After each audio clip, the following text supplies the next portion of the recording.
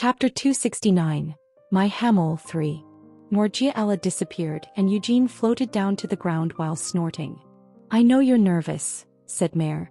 "No, I don't think I am," retorted Eugene. "You were nervous that the Queen of the Night Demons might come at you," said Mare. "No, I wasn't," said Eugene once more. "You're a liar, Sir Eugene.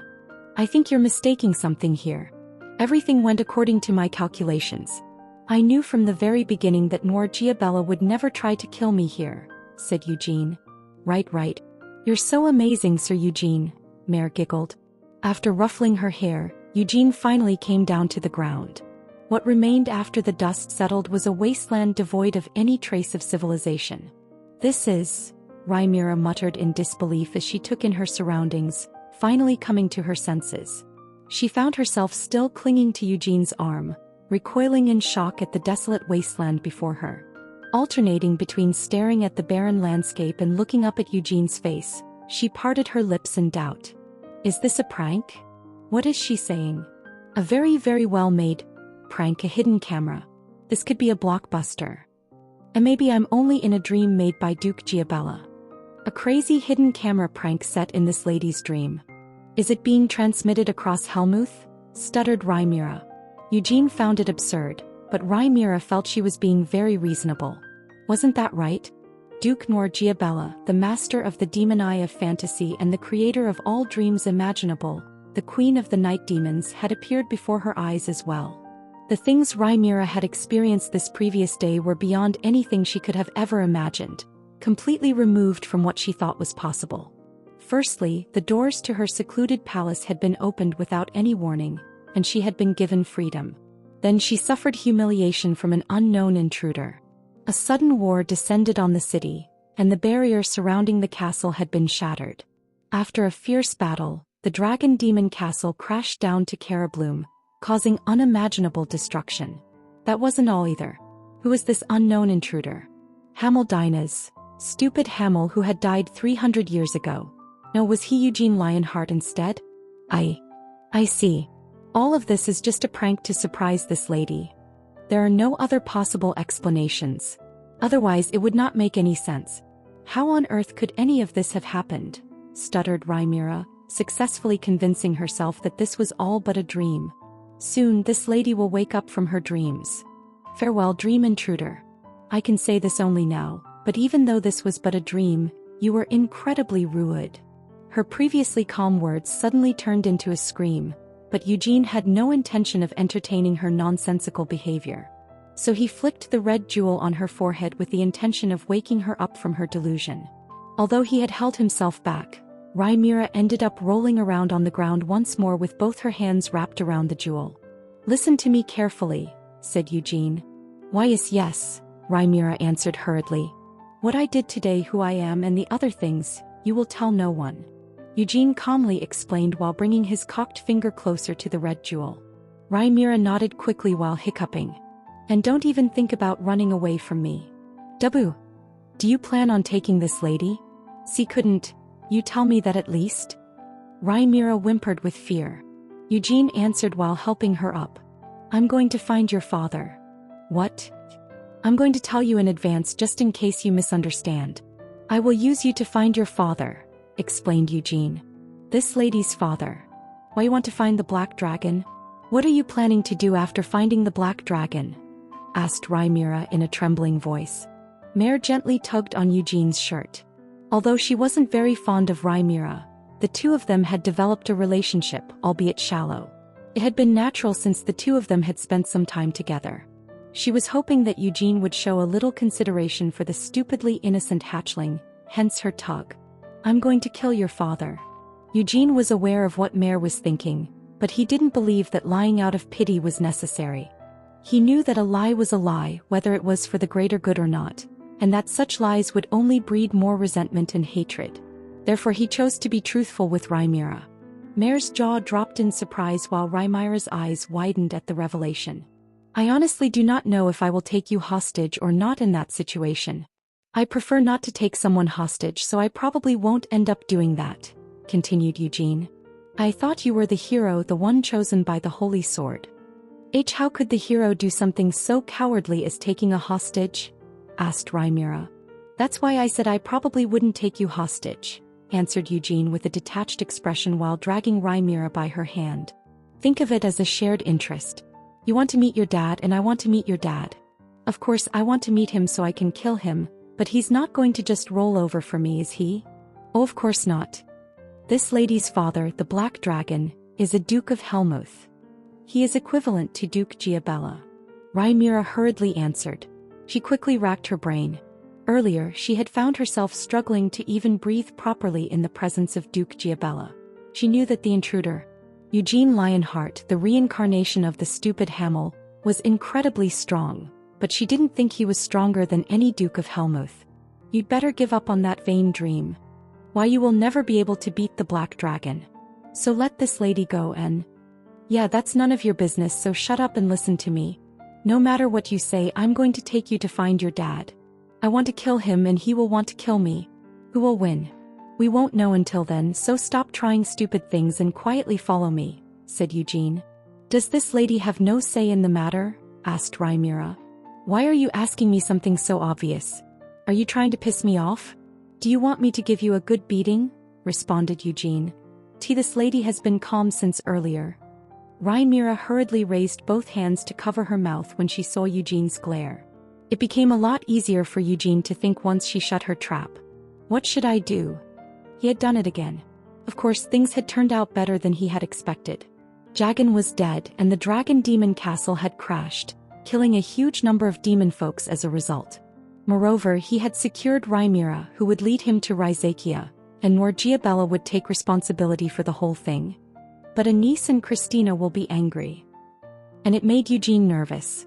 He had experienced the full brunt of Anise's anger 300 years ago, so just thinking about it caused him to flinch. Moreover, perhaps because they were sharing the same body, it felt as if Christina was being influenced by Anise. Eugene always knew she had a talent for sophistry and spite, but she was growing sharper under Anise's influence. Eugene shuddered as he remembered the last time he had fallen on his knees. Please. After kneeling.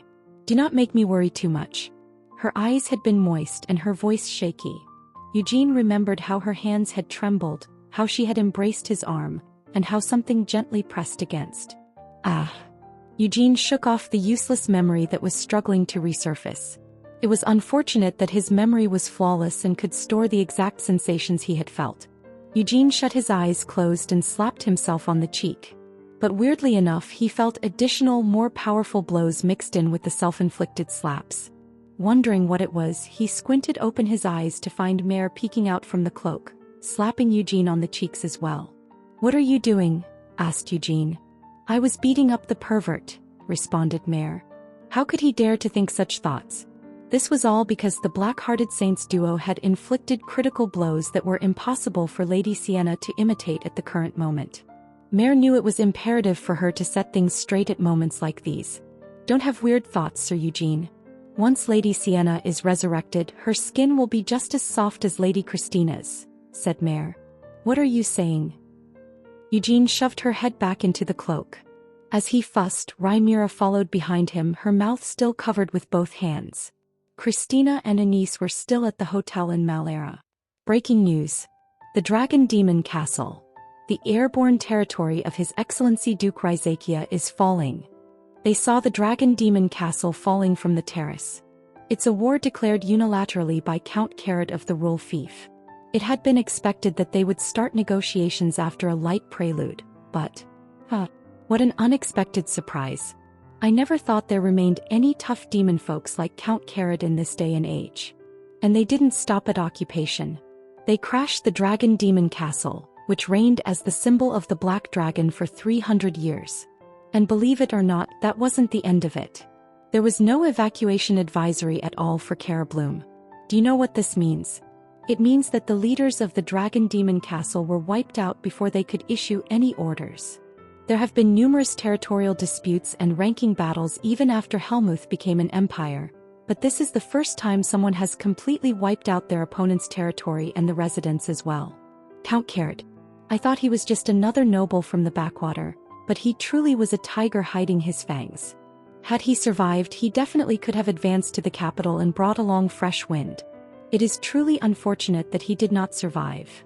But in a way you could call it an honorable death. The Count kindled his own life to lead the war to victory. I guess it was inevitable. Also, did you hear that he employed the Beast of Ravesta for this war?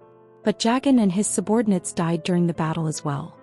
We lost too many promising young demon folks, the future leaders of Helmuth, in this war. Yes, and it is truly regretful. However, couldn't you think of it like this? Even though the Black Dragon wasn't there, the Dragon Demon Castle stood strong. The 4 divine generals who were taking care of the Dragon Demon Castle on behalf of the Black Dragon. I guess they would be quite the elders for the young demons these days. The OBs. Well, I wanted to avoid saying this, but it's kind of refreshing, right? Well, that's how it is these days. The youngsters show no respect to the OBs and complain about how they're just old and incompetent. But I think the demon folks of the Dragon Demon Castle really showed everyone the truth. We're not washed up just yet.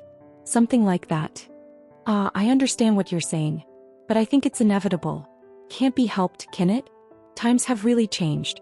Us OBs were running wild 300 years ago during the Age of War, and we're now living in peaceful times. It's not like we don't fight because we're weak, right? It's all for the sake of peace. Let's continue after the commercials. Beep. The TV turned off. Anise turned her head while clicking her tongue. OB or whatever, how ridiculous. Well, it's pretty entertaining to see that there's a generational conflict between the old and young demon folks.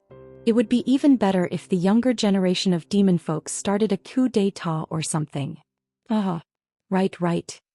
If the guy who died in the Dragon Demon Castle, Carrot or whatever, if he survived, do you think he would have become the center of a coup d'etat? Maybe that's why Norgiabella intervened.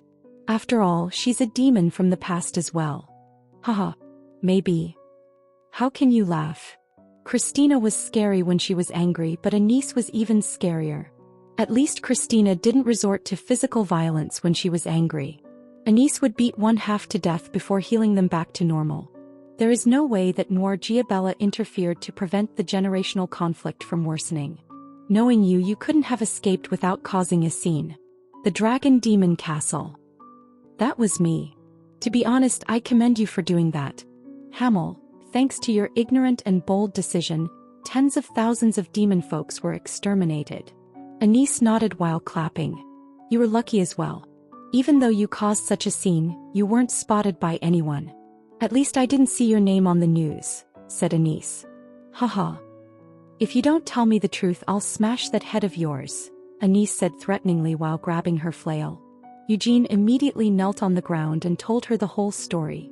He told her about Jagan, why he chose to bring the Dragon Demon Castle down, and about his meeting with Norgiabella. Are you saying that the crazy whore noticed your reincarnation? Asked Anise. A child is listening, so maybe a whore isn't, said Eugene. Shut up, Hamel. How can you be so calm? That whore violates dreams. She might not have done so until now, but now that she knows you're Hamel, this whore might actively go after your dreams, continued Anise, recalling the terrible nightmares of 300 years ago.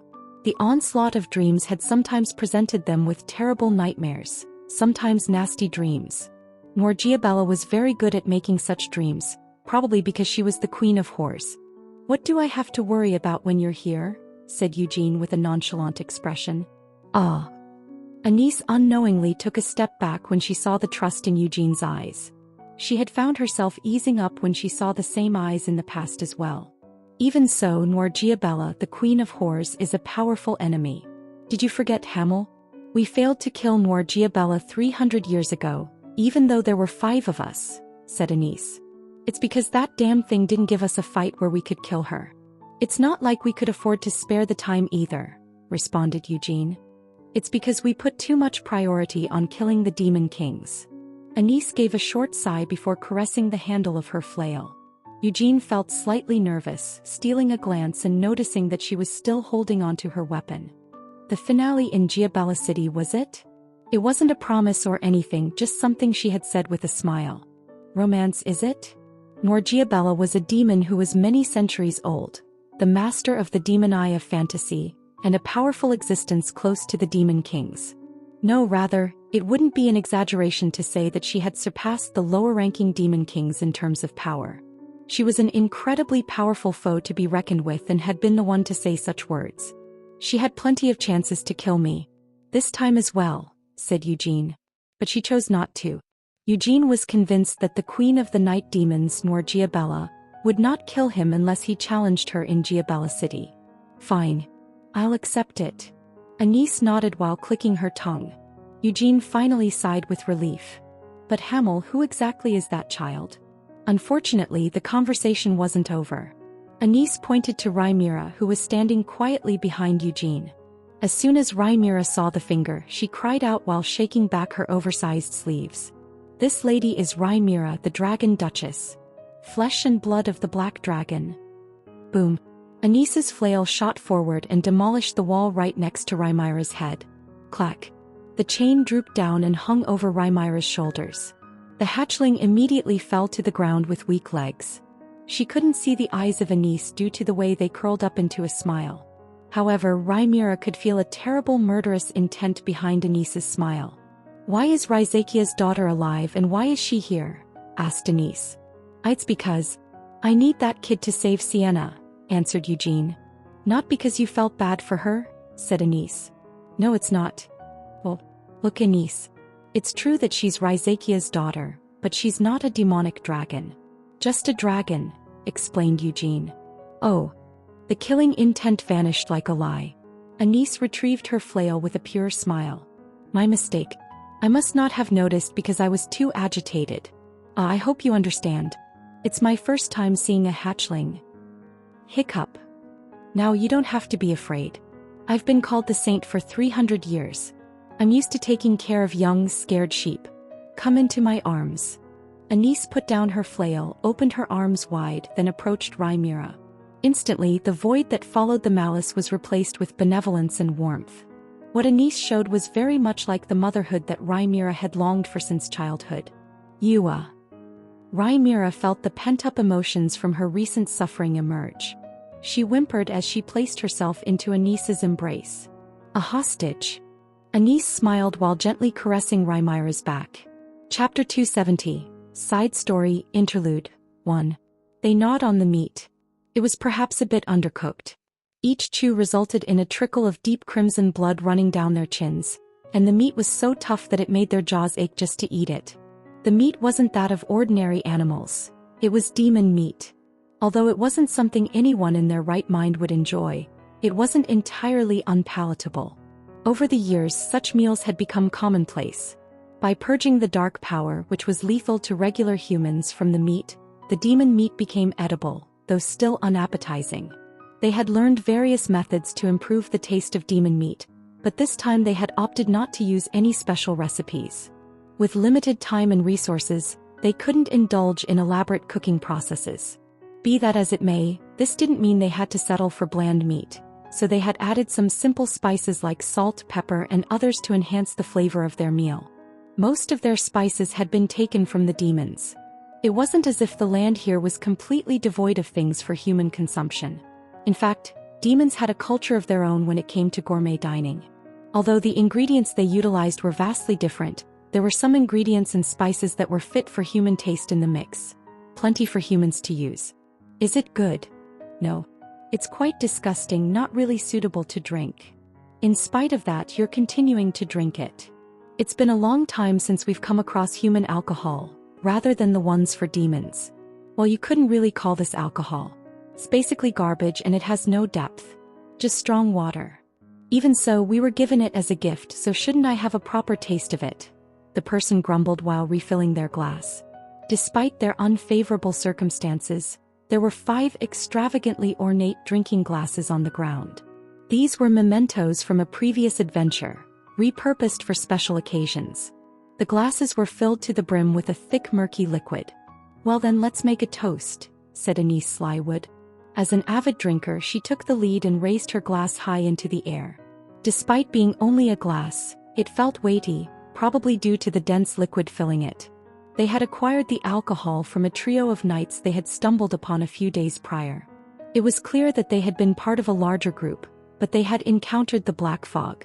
Only 3 members of their group had survived the battle. Or rather, the massacre. They had been devoid of any spirit and utterly drained as they tried to escape from the area and make their way back home. They had clearly expressed their will to flee from the Devildom and return to their hometowns, far away from this hellish place. Unfortunately, their wishes would likely never come true. Although the trio had been treated, there had been nothing that could be done about their broken spirits. If 3 defeated and despairing knights could make their way out of this place, it wouldn't have been called the Devildom in the first place. I pray for your safe return to your hometown. It was at moments like these that Anise really felt like the saint. She had prayed for the defeated knights with a benevolent smile and mourned their dead companions. Moreover, she had healed their wounds as well. The alcohol had come from these 3 knights, and while they hadn't explicitly said why they carried it, it had been easy to deduce their intentions. It had been clear that the defeated soldiers had planned to end their lives by drinking the strong liquor once fear and despair had become too much to bear. That was how the knights had come across their group. To be frank, it wasn't an uncommon encounter. Their group had experienced too many similar situations. It was to the extent where it was becoming difficult to keep track of the encounters. They were already in far too deep to make their escape, but for some reason, people had made up their minds to flee. Some were survivors mourning their dead companions, and there were entire armies turning around at the decision of their wise commander. They had seen knights and soldiers who had on old dented armor and were armed with cracked and edgeless weapons. Some had been wearing numerous battle tags, of which some were relics of their comrades and others self-made medals, on their wrists or around their necks. In the end, they had failed to see their mission through to the end and chosen to retreat. Overwhelmed by fear and despair, they had made the decision to abandon their quest to save the world and instead return to their former lives. It was not fair to blame them, though. In fact, no one could really blame them for their decision.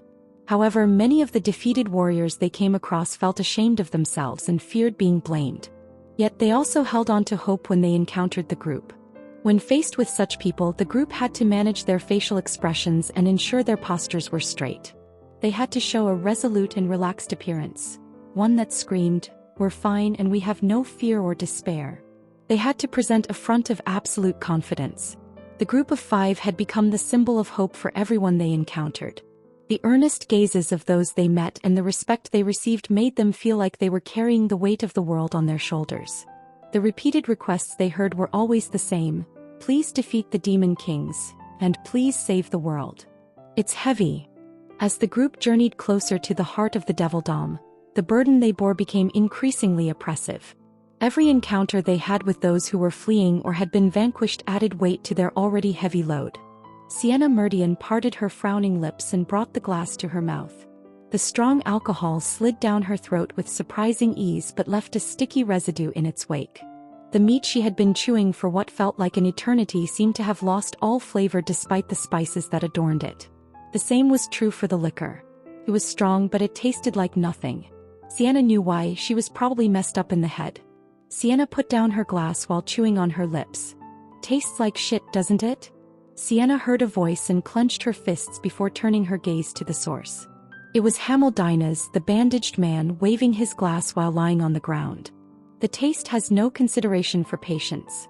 Anise, everyone knows you like alcohol, but you can't really call this alcohol, can you?" continued Hamel. "Didn't I tell you earlier, Hamel? This is not alcohol." "Borrowing your words, it's water that tastes like shit," responded Anise. "How nice of you to say so.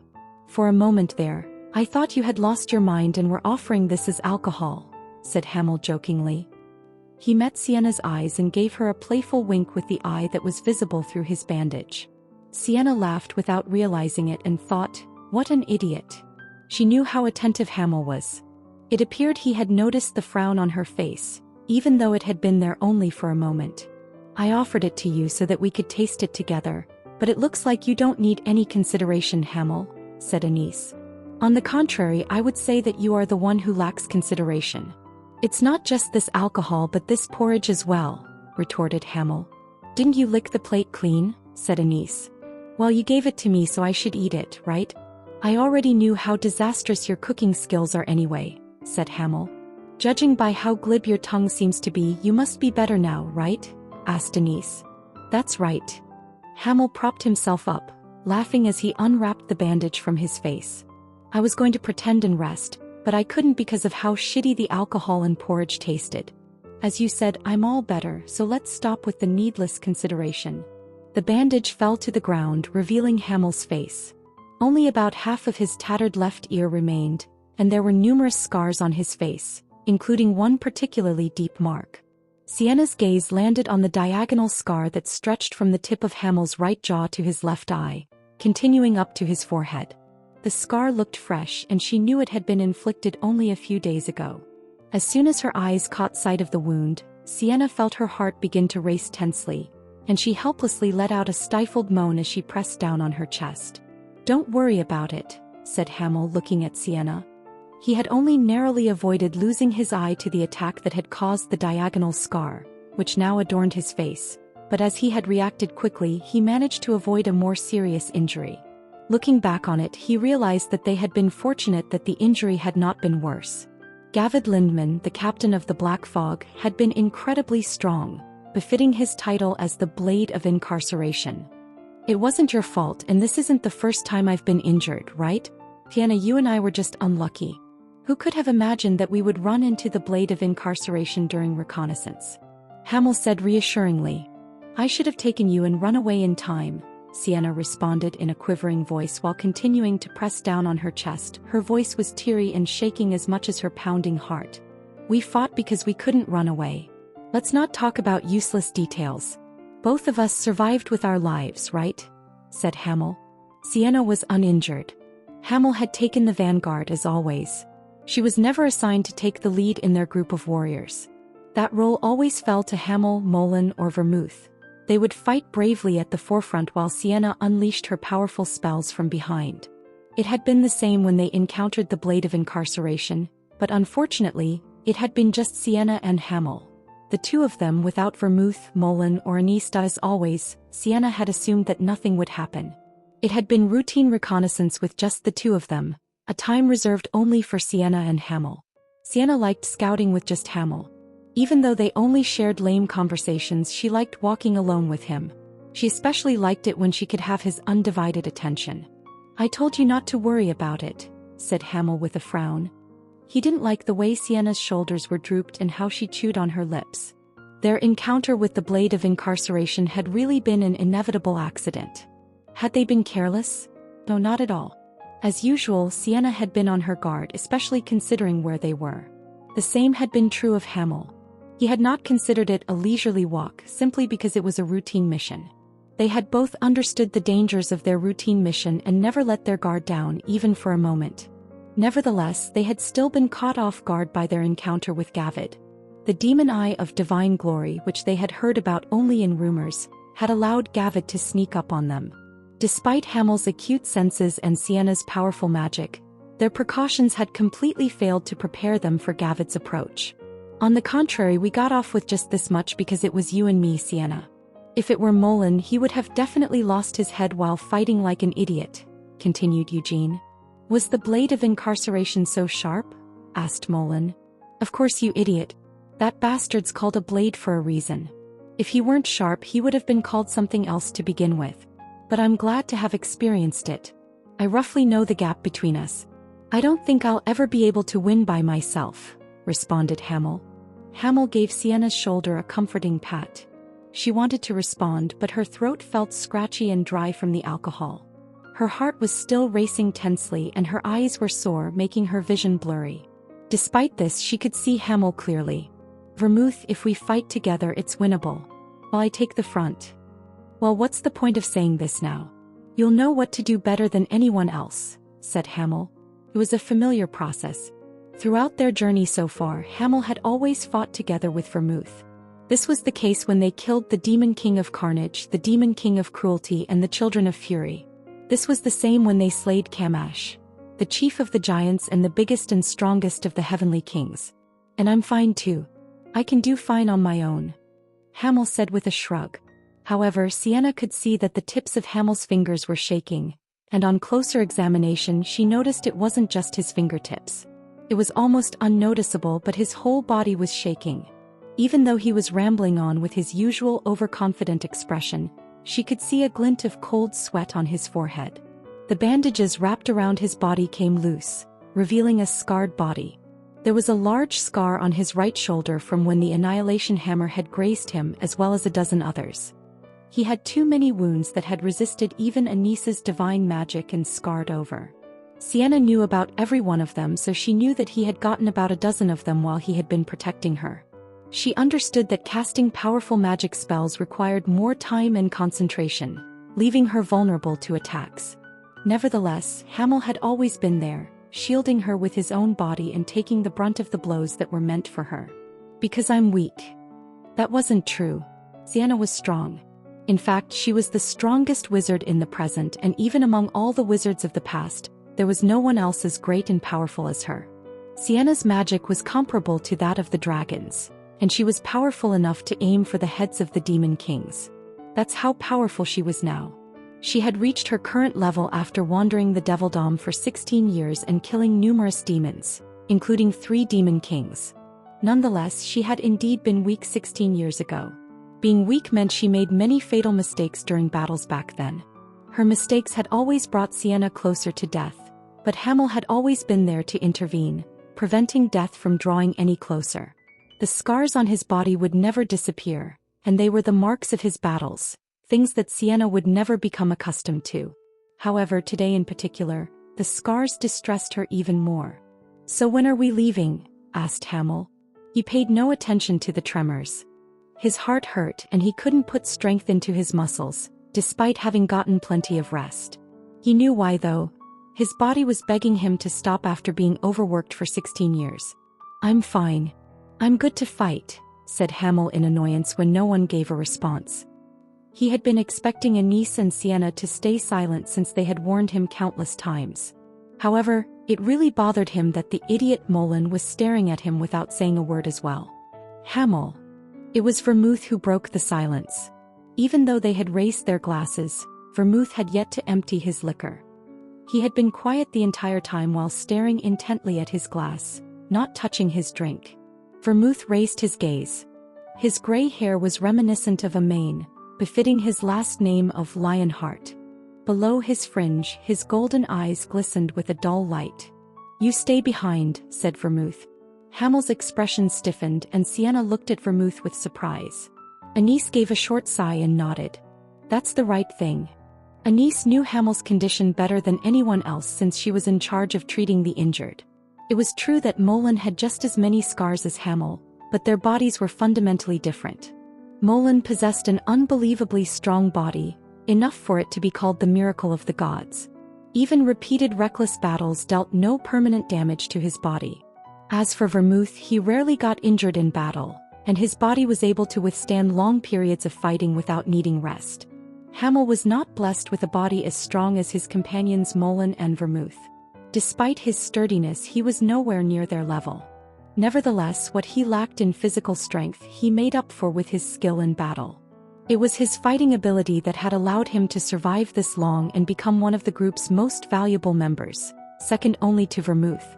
However, ignition placed too much of a burden on his heart and core. It was a technique that pushed his body far beyond what it was capable of. Moreover, as they headed deeper into the Devildom, the enemies they faced only became stronger.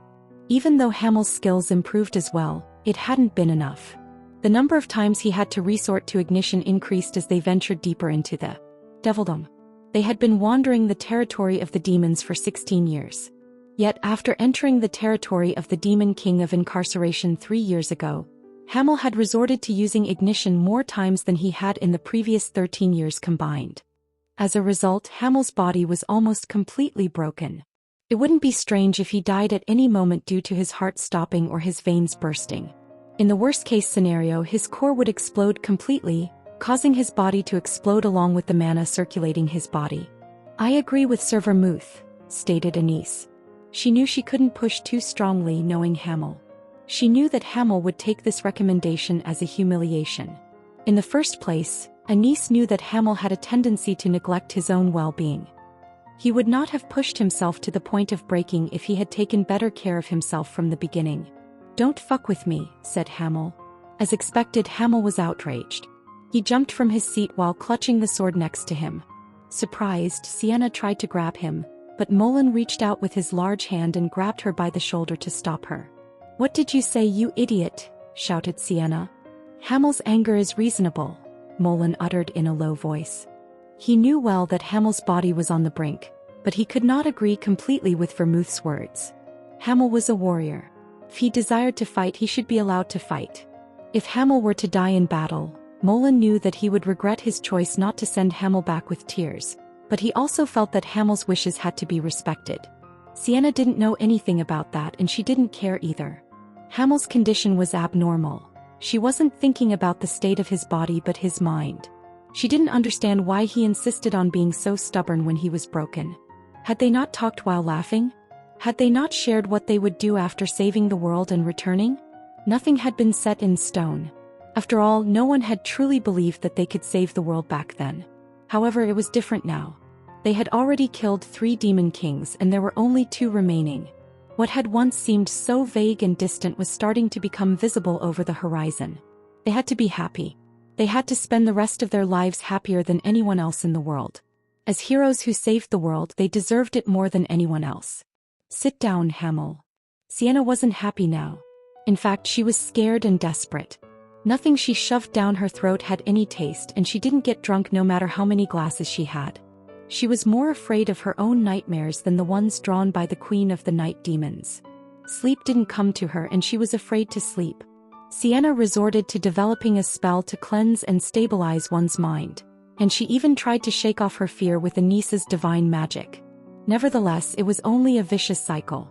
Even if she cleansed her mind and quenched her emotions, as soon as she looked up at the gray sky and saw the castle of the demon king of incarceration, fear washed over her once more.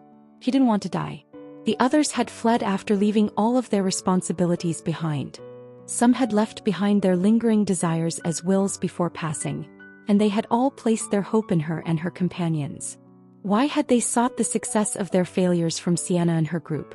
Sienna knew she could not blame them, but she felt a sense of hatred toward them. She even felt jealous. If it were possible, she wanted to give up and return. They had already killed 3 demon kings. They had done well.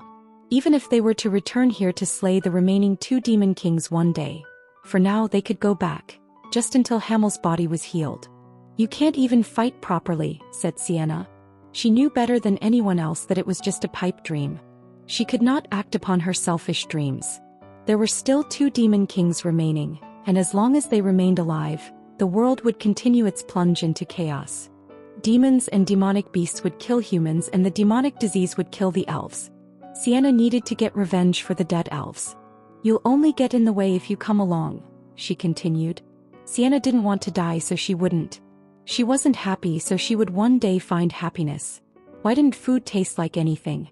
It was because they were tasteless like dog shit. It was also because the stress was getting to her head. In the end, everything would resolve itself once they killed all the demon kings. So Hamel, you wait here, Sienna concluded. All 5 of them needed to survive. Hamel was the one closest to death right now, and his body wasn't in good condition. It was only natural for him to stay behind. Even if Hamel didn't agree to do this, Sienna knew it had to be done. The happiness she dreamed of was for everyone to survive. I don't like small houses. On sleepless nights, she used to paint a vague picture of the future. I would prefer a large mansion. She believed that they would one day find it. A place surrounded by lots of trees. A place with fresh air where the sky is high and blue. A place filled to the brim with stars at night. A land with a gentle stream rather than salty wind. It had been an embarrassing thought, a scenery she could never tell others. I want an entire annex to use as a study. When the sun goes down, I'll light up the fireplace, lighting the study with a warm orange light. I'll sit in a rocking chair reading a book, or maybe I'll be writing something down. She had wondered how old she would be. You'll be the same as ever. After sweating buckets and buckets training with all sorts of weapons, you're going to come into the study after washing up, shaking your wet hair. I'll take issue with your attitude but end up laughing at your jokes. While Hamel stood on watch duty, Sienna would steal glances at Hamel and then jump to her feet whenever their eyes met. Sometimes we'll sink into our memories while camping outside. We'll call Anise, Molen and Molen, talking and laughing all night. She couldn't sleep, so she planned on staying awake since it would be her shift soon anyways. When that time comes, Hamel, you'll be right next to me in my closest place. At present, Sienna held her breath as she gazed at Hamel. She couldn't imagine what kind of expression she had now. I can't imagine my future, my happiness without you. It was probably an unsightly expression. Chapter 271. Side Story, Interlude 2. You son of a bitch. Everyone's worried about you, so why are you freaking out like that? Why should I cry because of you? Sienna shouted before kicking Hamel. She hoped that Hamel would fall over. Then she could prove that he was broken, that he couldn't even withstand her kick. Just stay here. We'll definitely come back, so believe in us and pray for us. That's all she wanted. Don't talk nonsense, Sienna. However, Hamel did not fall. He did not even falter. Rather, he took large strides toward Sienna before grabbing her shoulders. Do you think you can kill the Demon King of Incarceration without me? Who's going to buy us time without me? Who's going to keep Molen in check without me? Who's going to stand in front of Anise? Without me, who will fight by Vermouth's side? Don't be stubborn, Hamel. You know best that it's impossible for you right now, shouted Sienna. Yeah, I know my body well. I know where you're coming from. I know that I'm becoming a cripple. Even so, I can fight. I won't be able to fight any longer one day, but today's not that day. You want me to wait here after letting you go on? Hamel scoffed before letting go of her shoulders. Do you really think that's going to work? Sienna, Anise, Vermouth. You guys know me. Do you think I'm going to accept that? I'm going to be a burden? So what? If I start holding you back, leave me behind. Fuck, I'll crawl after you if I have to. Hamel. Vermouth gave a long sigh. Hamel passed Sienna, and she instinctively reached out to take him by the wrist. Instead, he brushed her hand away roughly, causing her to flinch. If you choose to leave me behind, I'll accept it, even though it'll feel like shit. I'll choose to follow you anyways. But, you want me to wait here? You want me to wait here? No, you shithead, Hamel said before grabbing Vermouth by the collar. We will take down the Demon King with you. However, Vermouth did not shy away from Hamel's gaze. I said this is for you. We don't know how long it will take for us to reach the Demon King of Incarceration's palace. We don't know what kinds of dangers we will face. So we will pave the road. You should rest here until then. Once we face the Demon King of Incarceration. Do you hear yourself? Hamel scoffed before releasing Vermouth. If you want to throw me away, then do it.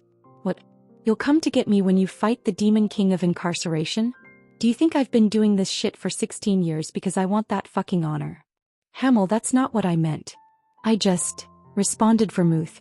If, said Hamel, I become so crippled that I can't even crawl, then I will die there and then. Hamel. If it came to that, there would be no point in living. But as long as I can crawl. I'm coming with you. Hamel knew that he was being stupid and stubborn. He knew that everyone was speaking for his sake. Even so, he could not accept it. He still had a few fights left in him, and he still had control over his broken body. If the day came when he could no longer move, even then he could make himself useful. But if he stayed behind, there would be nothing he could do except kill himself in misery. You all know how stupidly stubborn I am, Hamel said before returning to his spot and sitting down. If you told me to stay here, did you all think I would be grateful and listen? I would rather die. As I said, if I'm getting in the way, then leave me behind. Go first, since I'll follow on my own. Sienna screamed, You idiot, and tried to slap Hamel in the face. Normally, he would have let the blow land as he had done in similar situations, but this time he dodged it with a slight tilt of his head. Look, my body's still working fine. I even dodged a slap from Sienna Meridian, the great arch-wizard, said Hamel. Why, you idiot? Let's let him do whatever he wants, Anise spoke up. Half of the liquor still remained in the bottle in front of her, but Anise took a swig and chugged it all down. We all know this bastard doesn't listen to what anyone says, right? If we really want to leave Hamel behind, we'll have to crush his legs first. Then I'll crawl along, retorted Hamel. Then we can smash both of your arms as well. If we do that, will you flop along behind us like a worm? Oh my, I just imagined it, and I think it'll suit you quite well, Hamel. Why don't you start practicing now in preparation, you insect? Mocked Anise. Hamel approached Anise with a frown and began to say, Oi, Anise. You're going a bit too far. But before he could finish, Anise swung a bottle and smashed it over his head, sending pieces flying in all directions. Sienna and Molen's jaws opened agape with shock. Hamel was the most surprised. He had never expected her to hit him in the head with a bottle. As he rubbed the sore spot on his head, he couldn't help but wonder why Anise had the right to hit him when he was the one who had been insulted. Hamel stared at Anise in astonishment. The scorn disappeared, her face softened, and her long eyelashes quivered as she spoke. Does it hurt to listen when we say it nicely? Despite her bloodshot eyes, Anise managed to hold back her emotions, unlike Sienna, who ended up in tears. Anise was skilled at hiding her feelings, which allowed her to maintain her composure. Hamel, we're not telling you to stay because you'll actually get in the way. Sienna and I. No, all of us here are asking you to stay back because we don't want you to die. The castle of the Demon King of Incarceration will be more dangerous than anything we've encountered until now. All of us have managed to survive until now, but it's possible that this time, some of us may die, continued Anise. Maybe so, Hamel acknowledged it. For 3 years, they had been wandering through the treacherous territory of incarceration, which was akin to hell. Despite encountering those who were much weaker than Hamel and his comrades, they had seen glimpses of hope in the territories of other demon kings, where some still struggled forward with determination. They had believed that they could do something to help save the world even though they had been weak.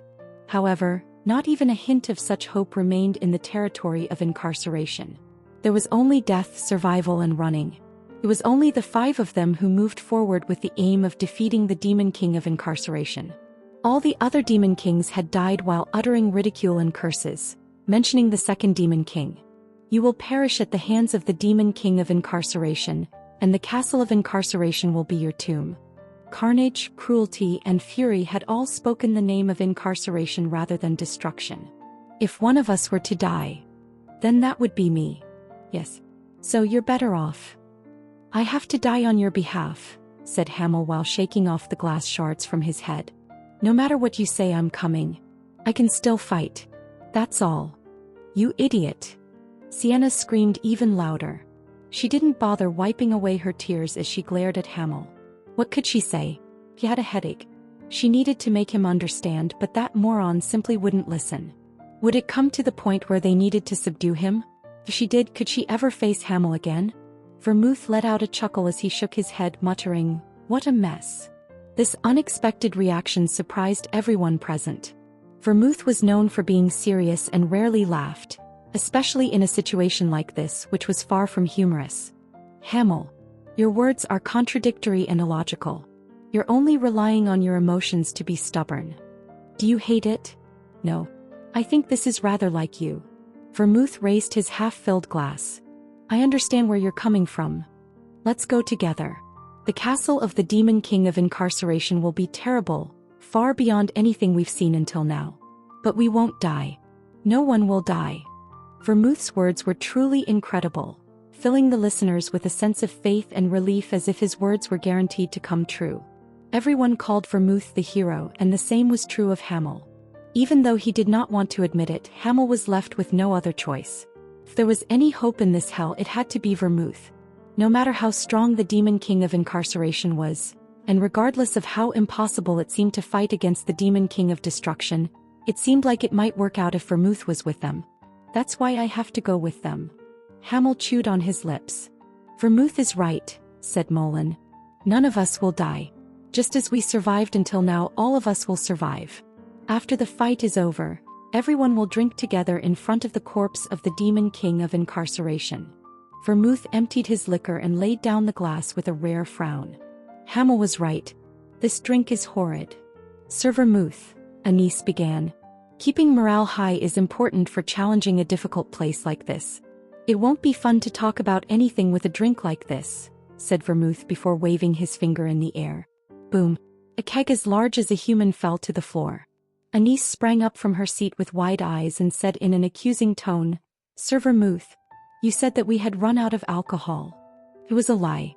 I apologize, responded Vermouth. Why did you lie like that? Shouted Anise. I thought it was important to leave some alcohol for a moment that is really important and happy. Vermouth opened the keg with a smile. Anise was already standing in front of the container holding the Holy Grail. The atmosphere changed in an instant. Sienna did not like it. They couldn't simply gloss over the issue like this. Well, what can we do? Said Anise after returning from filling her grail. She took her seat next to Sienna and placed a small glass before her. Hamel will not give in. We cannot change his mind. Why not? We can cripple him and... Stop talking about things you won't do, Sienna. If you did that, Hamel would blame you for the rest of his life. Can you live with that? Said Anise while narrowing her eyes. Sienna couldn't find words to speak. She stayed silent and turned her gaze to find Hamel sitting and grumbling between Mullen and Vermouth. None of us will die, said Anise, bringing the Holy Grail to her lips. The castle of the Demon King of Incarceration will be difficult to clear, but we will survive as we have done so far. Even if we fall and get injured, none of you will die as long as I'm here. Moreover, we have you, don't we, Sienna? The most worrisome things about Hamel are his heart and his core. But if you're around when his core is about to burst and explode, you might be able to stabilize it. So it might be safer for Hamel to come with us, continued Anise. Right. Hamel is not going to be fighting alone. Things will be a lot different from when you face the blade of incarceration. I'm here, you're here, Mullen's here, and Sir Vermouth is here too. There will be no need for Hamel to stand alone at the front. So, Anise paused for a moment. I don't know why I'm rambling on. I'm just saying that the idiot will survive all on his own even if we leave him alone. You're trying to convince yourself too, muttered Sienna. You want to leave Hamel behind, but he won't stay. That's why you're telling yourself that Hamel won't die. You don't want to be blamed by Hamel. You want to feel that you understand him, and that's why you're verbalizing it and comforting me. It is only natural since I am your comrade and the saint, responded Anise. Is that really all? Asked Sienna. Anise laid down the Holy Grail. The sound of conversation seemed very far away, and she unknowingly turned her gaze toward Hamel. Hamel was laughing while bumping his glass with Mullen. His injuries were healed and he was fine, good enough to drink. He was making a racket while thumping his scarred chest. Needless consideration. She met Vermouth's gaze. He nodded with a slight smile with his golden eyes. It was thanks to his consideration that she could comfortably talk with Sienna. Did you know? Asked Anise. Wouldn't it be strange if I didn't? I'm sure everyone knows except for that moron and that idiot. I'm sure Vermouth knows too since he's used magic for us, responded Sienna. I thought I was pretty good at hiding it, said Anise. I'm sure you are skilled. But Anise, you had no intention of hiding it, did you? You were pretty blatant with Hamel, said Sienna. I suppose my desire just slipped out without me realizing it. Or perhaps I wanted to provoke a reaction from you, Sienna, as it was frustrating to see you so passive. Or maybe I simply wanted to taunt the foolish Hamel. Anise playfully lifted her cup and rattled it as if to show Sienna something before leaning in to whisper, My feelings aren't as sincere as yours. Well, I don't have any experience in these things since I lived in purity. And I didn't? Retorted Sienna. That's just fate, isn't it? I'm the saint. It's just a light. Right, just a playful joke, something like that. I have no intention of stealing him from you. Is that all? Asked Sienna with a wry smile. Can you be satisfied with that? Well, what other choice do I have even if I'm not satisfied? Like I said, I am the saint. My body belongs to the light. Don't be stupid. If we return alive, we have the right to do anything we want. We deserve to be happy. If the Holy Empire tells you not to love a man, but you don't like it, I can help you. Do you think the two of us couldn't possibly take the Pope's head? Said Sienna. That's an ignorant thing to say. It's easy for you to say since you're not religious, but I cannot do something like that. My existence itself is based on faith. If I betray my faith, I will go to hell when I die, said Anise. Were you really hoping to go to heaven after living in hell? That doesn't add up. Sienna laughed while sipping on her drink. We're already living in hell and we're going to save the world from this hell with our hands. We deserve happiness after this, and Anise, I don't want you to be the only one left behind in hell. Anise didn't know how to respond to this. We did many things, especially you. You saved countless people. Even though I don't believe in the God of light, I don't think God is cheap enough to blame you for marrying a man and drop you into hell, said Sienna. How could man know the will of God? Said Anise with a laugh before looking back at Sienna. Her eyes were still wet with tears.